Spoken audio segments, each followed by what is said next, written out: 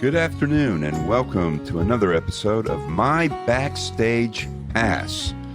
I'm Lee Zimmerman and I'm here with my co-host, Mr. Billy Hubbard. And today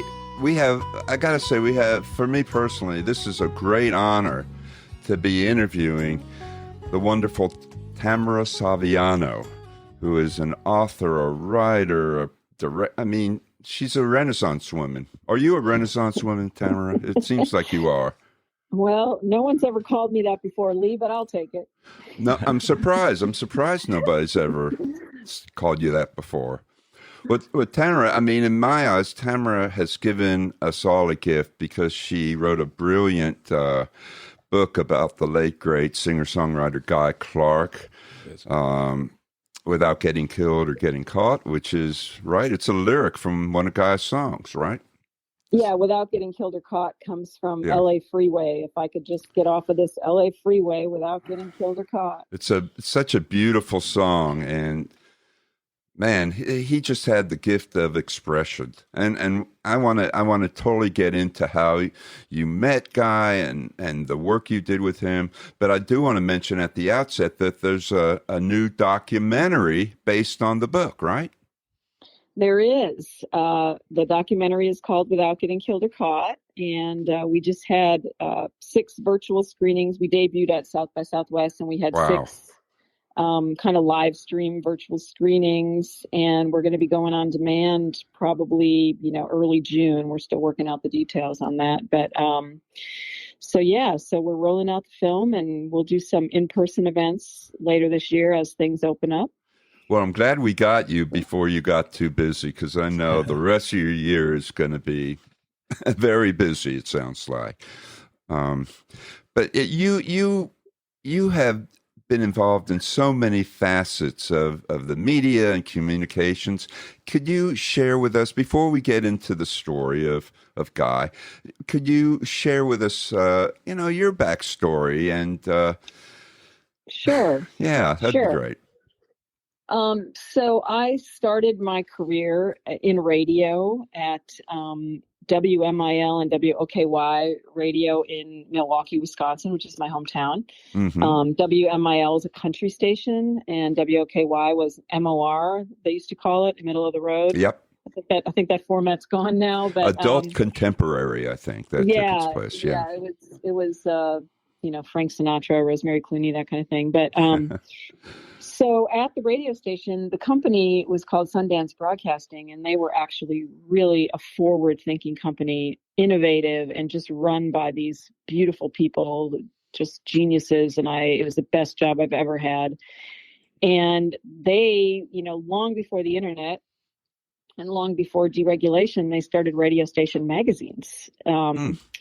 So I was the editor of those magazines, and we had a subscriber base of, probably 300,000 people in Wisconsin. And, man, it was my stomping grounds, my learning grounds, my, everything. And I really credit that job for everything that has come since. It seems like it's really paved the way for all these other endeavors you've undertaken here. And it did. And one of the things that, obviously I learned how to be a better writer, which was important because I look back at those old magazines and I'm like, oh, God. We all do. Yeah. But also it taught me to be brave in the things that I try, because my bosses there and the people I worked with were so brave. They weren't afraid to try anything new. And it was a small company, so they could change their minds quickly and, pivot and do something new if it wasn't working. And that has really served me well too, is, I have a lot of fears, but none of them have to do with work and creative projects. I'm always like, okay, let's figure out how to do this. And I also think that when you're working on a creative project, it will tell you whether it's right or not. If it's not right, every door and window will slam shut on you and you just won't be able to get any traction. But if it's right, every door and window just flies open and you just keep stepping through. And that's certainly been the case with my Guy Clark projects. I would have given up on them many times, but the minute I was ready to give up, there would be a breakthrough of some sort. So it just worked. Well, you met Guy back in 1998, right? And then Yeah. got, a little more involved in terms of your work with about 2000. So, for those who haven't read the book, how did you meet Guy Clark? Well, I met him when I was the managing editor at Country Music Magazine in the late 90s. And I met him, during the course of work. And we hit it off, and we saw each other around town, and we always, would talk, and we had lunch a few times. But then Leroy Parnell, another Texas songwriter, took me to Guy's house on April 1st, 2000. And we stayed at Guy's house for like 9 hours that day. And that's when our friendship really began. Wow. It was quite the day. And after that, Guy and I just, became more and more friends. And then in 2002, when he was releasing an album called The Dark, right, Sugar Hill Records hired me to write all the promotional materials, press materials. And then a few years later, when Guy moved over to Dual Tone, he hired me to do PR for Workbench Songs and Some Days the Song Writes You. And in the middle of that, the Center for Texas Music History, the director, his name is Dr. Gary Hartman, he approached me about writing Guy's biography. And I never thought Guy would be willing to participate in something like that. So I just kept putting Gary off. And then finally I asked Guy the question, really just so I could get Gary off my back. But Guy said yes. And and he meant it. I was thinking, he's going to not really give me anything. But our very first formal interview, he went deep down the rabbit hole and wasn't afraid to tell me anything. And we spent the next 8 years together, joined at the hip, working on the book. That's a very long conversation. I've had conversations that have lasted 20 minutes, and I couldn't wait to leave. So, but 8 years. Well, that's fascinating. Yeah, 8 years. That's a long time. It's a long time. I have to say, at this juncture, I just can't repress it. Tamara, you may know what I'm going to say, but personally, this woman, folks, is a guardian angel for me. I had written a book, which inevitably I'm going to plug my book now, but it's Americana Music, Voices, Visionaries, and Pioneers of an Honest Sound. And I was kind of at an impasse with my agent and a publisher. And Tamara and I had, kind of been in touch at that point. And I reached out to her and I said, God, is there anything you can do? Anybody that might want to publish my book? And she connected with me with Texas A&M University Press. They deserve a plug. They had published Tamara's book. They're the best. But you gave me an introduction there, Tamara, and it connected and it worked. And as I told you when I saw you at Americana Fest a couple of years ago, I will always be grateful. All right, now try to follow that now, okay? That's my soliloquy. I think your work stood on its own. I just introduced you to the people there, and but they didn't publish you because of me. They published you because of you. Well, but takes an intro. Yeah, but I love everybody at Texas A&M. They have been wonderful to work with, and the great thing about as you know, about a university press like that is you get the attention, and the book is not going to go out of print. And yes, they've been in business for a long time, and they know what they're doing. And it's such a pleasure to work with them. And I'm just honored to be part of their group. Should we give a shout out to Tom Lemons? Yes. Hello, Tom Lemons. We love you. We love you. Hardest working man in showbiz. And you're the hardest working woman in showbiz, Tamara. I don't know about that. But. So Guy, he there's this image, of him and Townes Van Zandt and Jerry Jeff Walker, that these guys were a little bit on the outside of, they were their own selves. and I guess eccentric in a way, but just bloody geniuses. But would you mind like giving us your personal impression, if you can sort of sum up what Guy Clark was like? Sure. Well, musically, Guy considered himself a folk singer, and he came up in the early '60s in Houston, which had a huge folk singer scene, and he likes lyrics and acoustic guitars, and he and Townes, back in the early '60s, mid '60s, they were traveling around playing their guitars and singing songs in the coffee house circuit, and so when Guy came to Nashville and started making records, he just never really fit into that.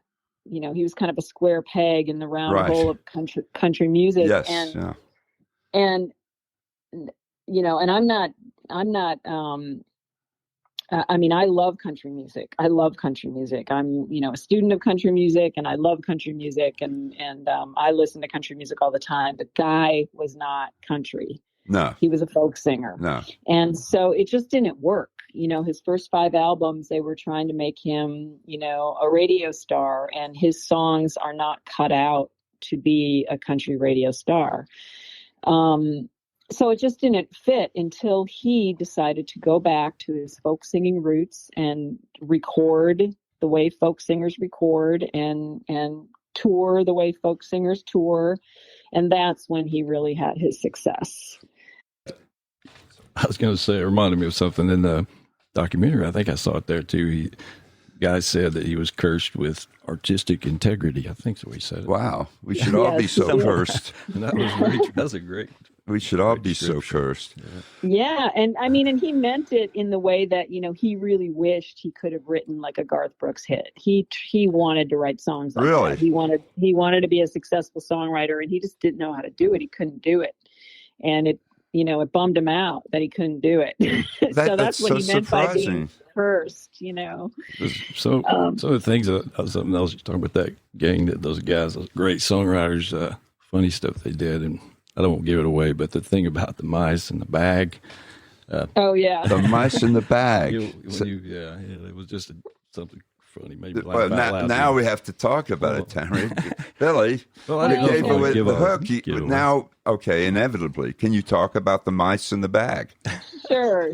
Yeah. Well, what I love about this piece of the movie is, we have some vintage audio of Guy and Townes and Susanna, and then Townes is telling the story about them living together and their house being infested with mice, and how he and Guy would, catch the mice in a paper bag and then release them on a pool table at the pool hall down the street. And when Townes is telling this story, Guy is giggling like a 10-year-old girl. And I have heard this audio, a million times now, working on the film, and every time I hear it, I laugh. I just can't help it, because Townes is telling the story, and Guy is just giggling and giggling and giggling. And it's one of my favorite pieces in the film, actually. That's hilarious. So how did you, this may seem like a dumb question, it won't be the first time, but how did you accumulate all of this footage? Is it from your association with Guy that you had access to it? How did you accumulate it, though? Yeah, well, a lot of it, I had, luckily for me, being a journalist, Guy was a pack rat. So he had everything. I mean, I have thousands of pictures and dozens of audio tapes, and just everything. He let me go through his house from top to bottom. In fact, Wow. He encouraged it. I was looking under the bed and pulling drawers out. And how did his wife Susanna feel about that? She was great. She didn't mind. Yeah, right. she was great. And so most of it we got from Guy. And then, and before Guy died, we knew that he was really sick, and we started interviewing him on camera. And then the rest of it, we licensed from other photographers or other people that had footage, and we found, old radio shows and things like that, Guy and Townes did. So The archive, going through the archives, I mean, it took us 3 full-time years making the film, and a couple Wow. years before that, just part-time gathering things. So, And 6 or 8 years before that, writing the book. Is that what you were saying before? yeah, well, we started the film before I even finished the book. Oh, So, all right. but it's been, I mean, I've been in Guy Clark world for 13 years now, pretty It sounds full like it. time, Wow. When is the museum opening? Yeah. The Guy Clark Yeah, Museum well, in your basement, probably. Thankfully, the Country Music Hall of Fame has all that. So Oh yeah. you can go see Guy's workshop at the Country Music Hall of Fame now. It's all set up really? behind glass, exactly like it looked in his house. Oh my God! So is this a part of a temporary exhibit or 6-month exhibit there, or Well, it's part of the Outlaws and Armadillos Right. exhibit, which is there for another year. But I think Guy's workshop will probably stay longer than that. Wow? Got to get over there for that. It's really great. I was going to ask you. Had read where, of course, sounds like you had so much material over all the years. You think like all the stuff you had to hit the edit room floor that will ever add something to, like a little bonus footage or A sequel, bonus there tracks, has to be a lot of good extras, stuff. expanded Yeah. edition. So you had a lot of interviews. Yes, That- yes. There will not That be didn't a make it. sequel, but we probably will at some point have some extras. It just is so time consuming to go through all of that and edit it, and it's expensive. So, but I think eventually we will have some of that. Right now we're just focused on, getting the movie out. Will But, there be a soundtrack accompanying this? No, we're so far in debt on this film. We cannot spend another penny. So, All right, where can people send in their money? Send money, folks. Send money. This has turned into PBS all of a sudden here. Well, I'll tell you what, when the film is on demand, the best way people can help is to rent our film from us. There you go. That makes sense. Well, So, yeah. I got to watch it Sunday. I was kind of close. I think that was probably one of the last showings you had. And With Kix Brooks, that was the last one. yeah, and that was really good.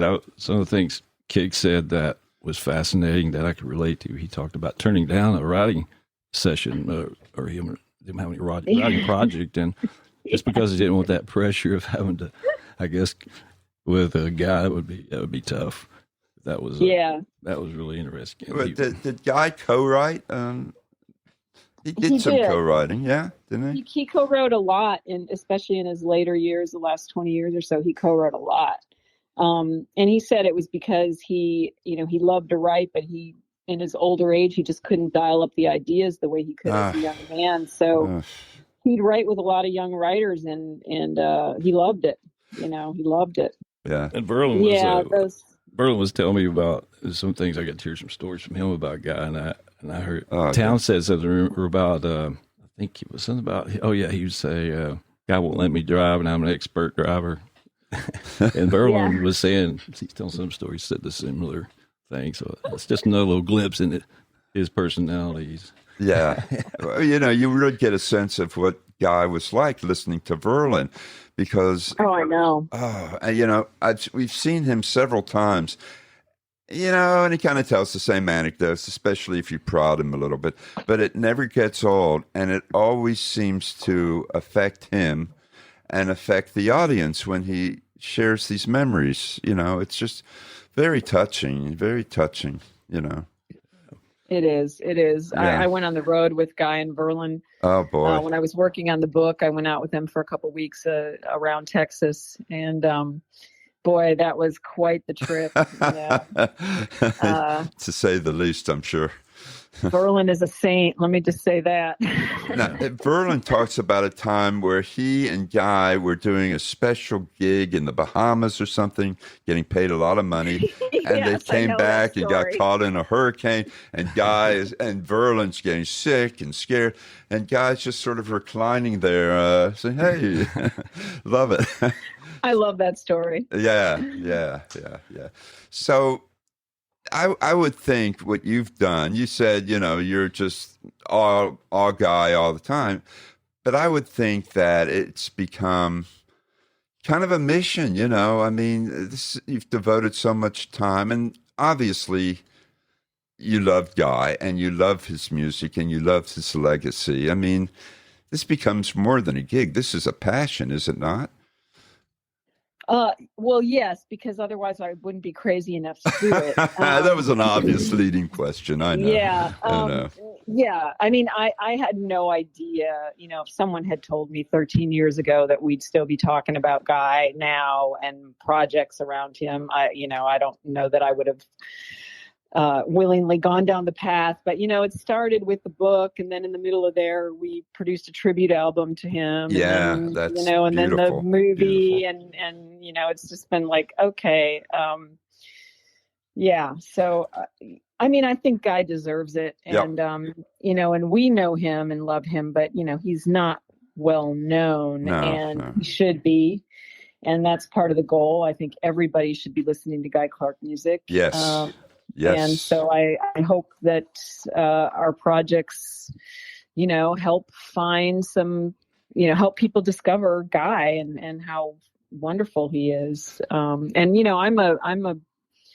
Guy was 20 years older than me, and I grew up in Wisconsin, about as far away from Texas as you can get and still be in the States. And I'm a Guy Clark fan. I discovered him when I was 14 years old. Wow. So I feel like if I'm a Guy Clark fan, everybody could be a Guy Clark fan. Yeah. Well, the interesting thing is, and we alluded to it before, Guy I'm surprised to hear he wanted to be commercial country. That kind of blows my mind. But in fact, he didn't want to be a performer. No, I know. But to write these hit songs, that's even that. But at the same time, he was a forerunner of what we came to call outlaw country. And, Waylon and Willie got credit for it, but Guy, at heart and soul, could be defined as outlaw country, as could be Townes Van Zandt, Yeah, Guy didn't like the term outlaw country. Really? He didn't want to be thought of as an outlaw. I'm learning so much. I'm learning so much from this. It's interesting, as an aside, Christofferson felt the same way. He hated it when people called him an outlaw. Really? Yeah. But Guy definitely was happy when Americana came to be, because now there was a genre that had radio stations and, bins in the record store and festivals and clubs and an organization and a chart that all supported the kind of music he was doing. And that was really a turning point for Guy and a lot of other artists we love. So he did embrace the Americana label. Yeah. And I'm so happy that he was there to affirm it, because again, this is a outright plug for my book, but in my book, Americana Music, Voices, Visionaries, and Pioneers of the Renaissance, to me, Americana really stretched back to the days of the Everly Brothers, or later, Poco, the Burrito Brothers. But I think that the real juncture was when people like Guy came along in town. So I think that was the turning point there, where you could now say this is really Americana music. Well, Guy, one thing I was going to say was talking about Guy and the country music thing. I had read where he has turned down a couple of albums he made, and I think there's something about the documentary about it, 6 figures that spent on an album, and he wasn't happy with it. So I don't think he let it, they would allow it to be published. Really? Wow. Tamara probably knows more about it. Something like that. Do you know about that, Tamara? Which are you speaking of, a particular? I can't remember now. I just remembered he had an album after it was completely done. I thought that he. Oh yeah, there were 2 of them. Really? The ones we talk about in the film are the first one before Old Number One that never happened, and then there was another one called Burnin' Daylight that Warner Brothers did, and that one got scrapped, and then he did the South Coast of Texas. But there was lots of times throughout his career that he was just like, I'm not happy with this. I'm not doing it. Wow. Yeah. That's one thing about that. I thought I knew most everything about Guy, and the documentary. I learned a lot. I mean, that was I thought you did a great job on that, and well, thank you. Especially in the drawings, the artistic look of it all, I thought was really good too. And I'd read a little bit about but just the fact you worked so hard on that, and to me, it was kind of like just amazing coincidences that you had, would reinforce, hey, you're supposed to do this, about the Sissy. There's a story, if you don't mind, maybe tell folks how the Sissy Spacek became the narrator. Sissy Spacek, yeah. Uh-huh. Yeah, so that, there are so many of those things that happen with our film that were just meant to be. First, to go back before I tell you about Sissy, to go back to the drawing thing. Those illustrations were done by Mel Chin, who was a student at Vanderbilt in the early 70s and hung out with Guy and Townes and Susanna. And he used to make these drawings of them back then. And Guy always showed them off to people when they came to the house, these Mel Chin drawings, because Mel later became a very world-renowned artist. So we got in touch with Mel and asked him if he wouldn't mind going back to those simple illustrations that he used to draw in the early 70s to make some new illustrations for our film. So that was really special to have that because he was there. Oh, yeah. And then, the Sissy Spacek thing. So, this was just one of those lightning bolt moments. And I think Susanna Clark was pulling the strings from The Great Beyond, because we had no intention of trying to find a well-known actor to narrate. We were going to have Susanna's niece be the narrator in Susanna's voice. And then one day, Paul and I were having breakfast, and all of a sudden it was just, I saw Sissy Spacek's face, and I just yelled out loud, "Sissy Spacek is Susanna." And Paul was she at the same restaurant where you were eating? No. She just popped in my head, and I just knew it. I just and you yelled that out, I yelled it out loud. Sissy Spacek is Susanna at the restaurant, and Paul was like, "What are you talking about?" And people must have looked over and said, "Where? Sissy Spacek, where?" Yeah, and then I didn't know much about her. Of course, I love Coal Miner's Daughter, but I didn't know much about Sissy.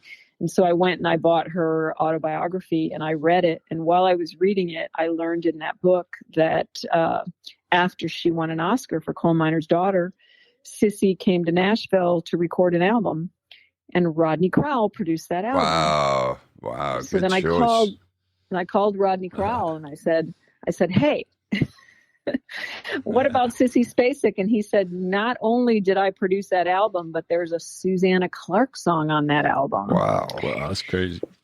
Yeah. Wow. So I got in touch with Sissy's manager, and at the same time, Rodney was texting Sissy, and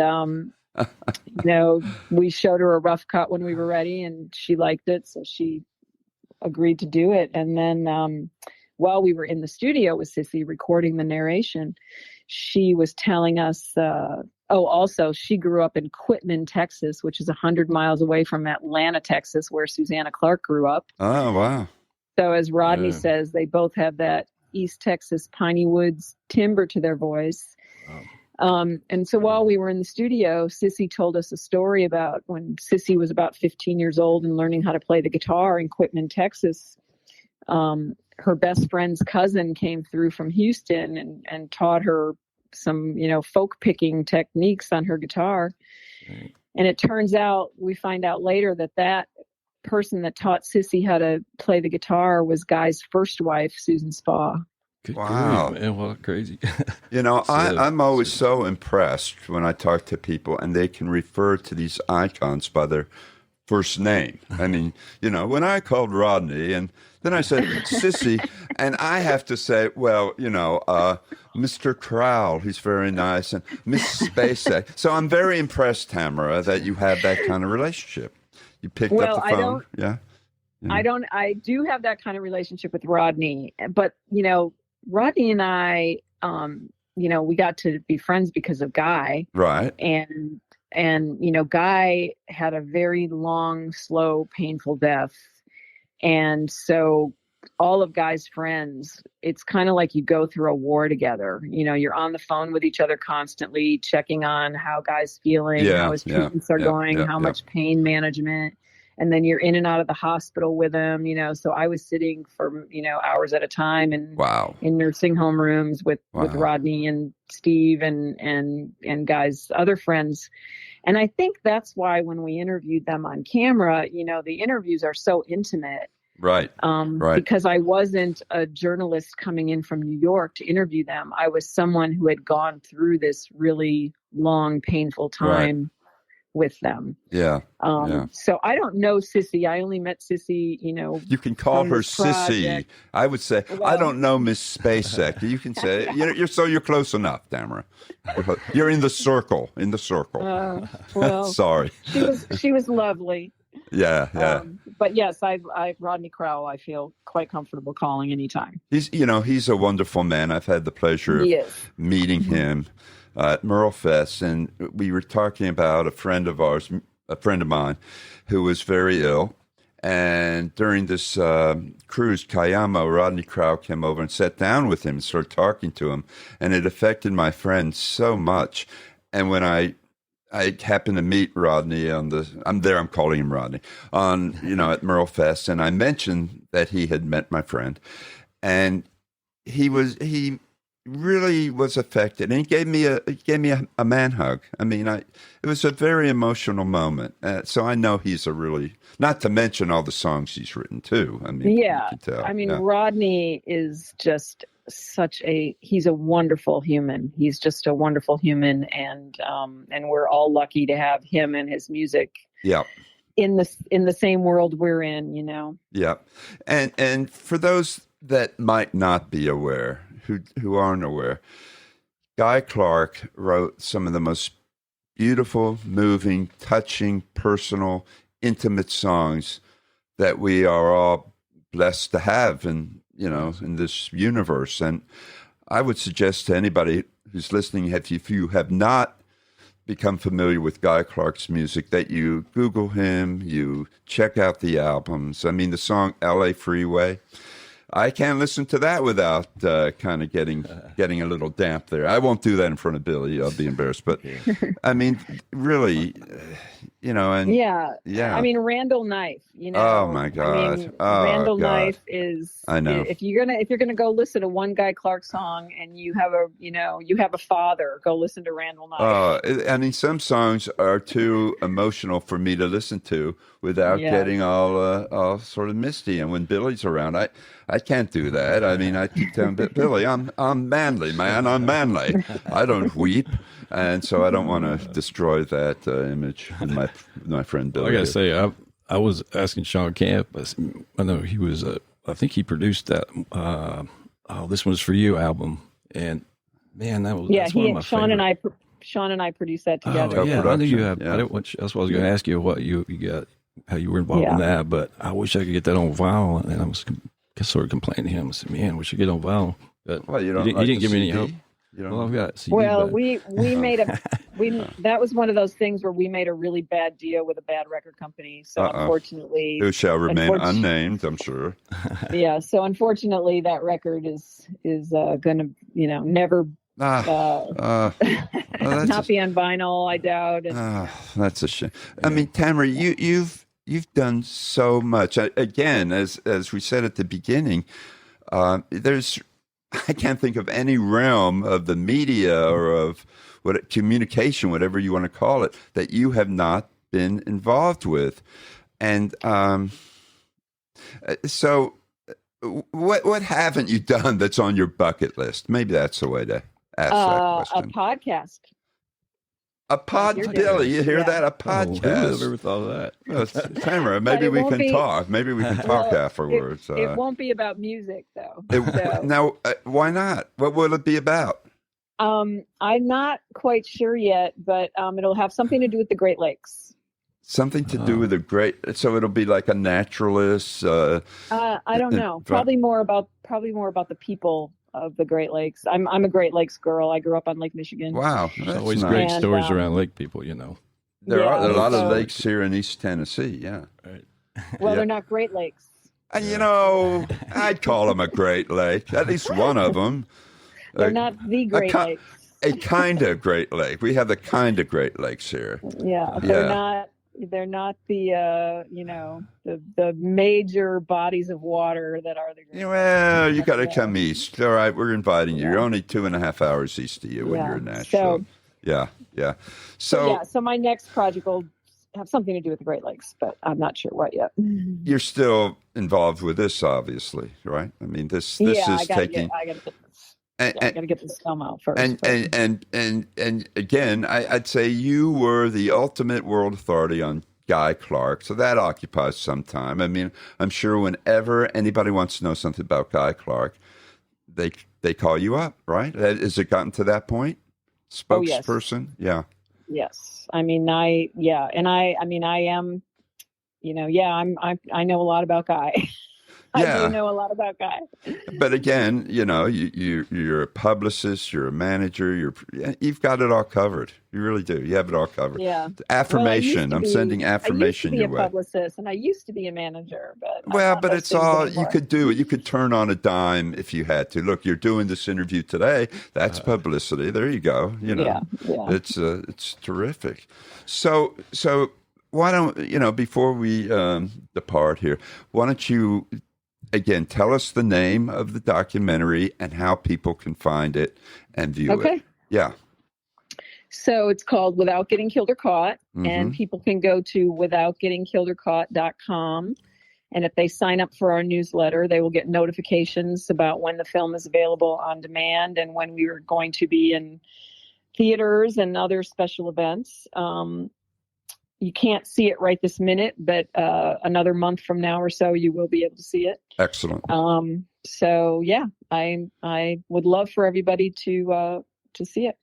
So I get your emails. You're quite active on social media, so people should get your emails because very informative. Very informative. Yeah, I mean, if they sign up at the website, we will keep them posted on everything that's going on with the film.